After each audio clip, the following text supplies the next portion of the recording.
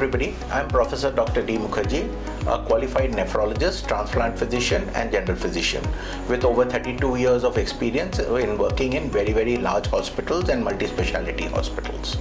Today I'll be talking to the general public about dialysis.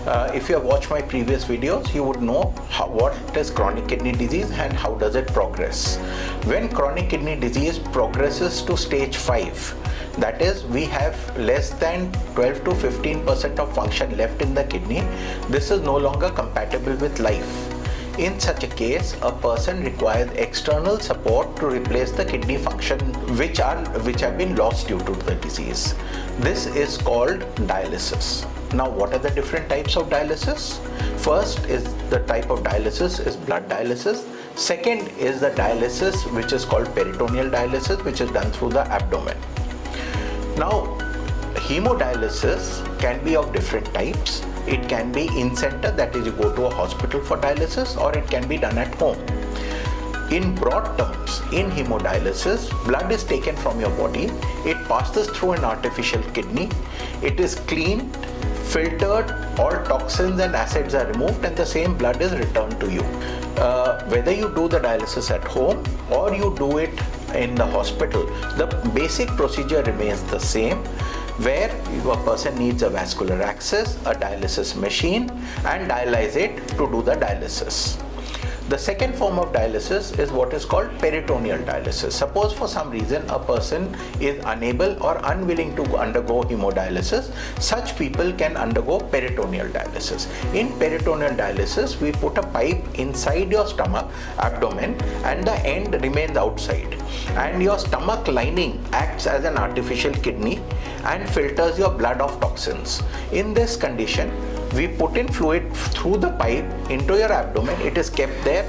This water cleans the blood from impurities and toxins and electrolytes and acid, and after 4 to 5 hours, as determined by your doctor, this fluid is drained out and the second set of fluid is drained in.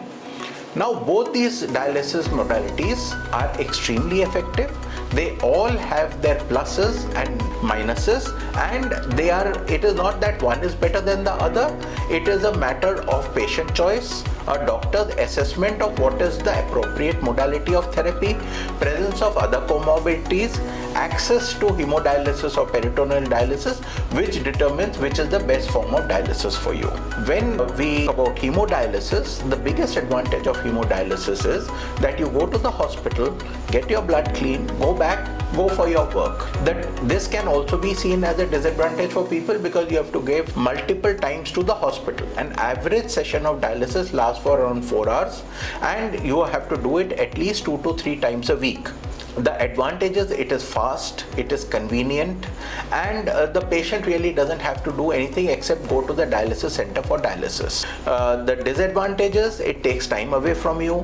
If the dialysis center is not good, there is a chance of bloodborne infections which can come through the dialyzers if they are not properly cleaned or sterilized. And of course, patients with very severe heart disease or liver disease are unable to tolerate hemodialysis very well.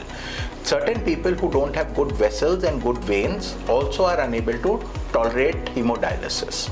The other form of dialysis, that is peritoneal dialysis, where the pipe is put into the stomach, has the advantage that the patient can do it on their own or with the help of a family member or attendant in their own homes. They don't have to go to a hospital. The dialysis can be done either during the day or during the night, either manually or with the help of a machine called cycler. Chances of infection from viruses like HIV or HBsAg or hepatitis C is very less because there is no blood exposure.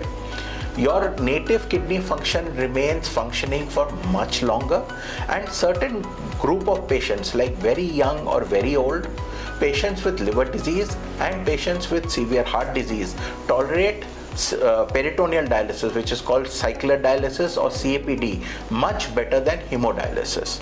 The disadvantages: the solutions used in peritoneal dialysis contain sugar, glucose. So if adequate care is not maintained, there is a very good possibility that the person can get infection which is called peritonitis when if such a condition happens, then you have to stop the dialysis, treat it with antibiotics, and resume peritoneal dialysis only after the infection goes away. The second big problem of peritoneal dialysis is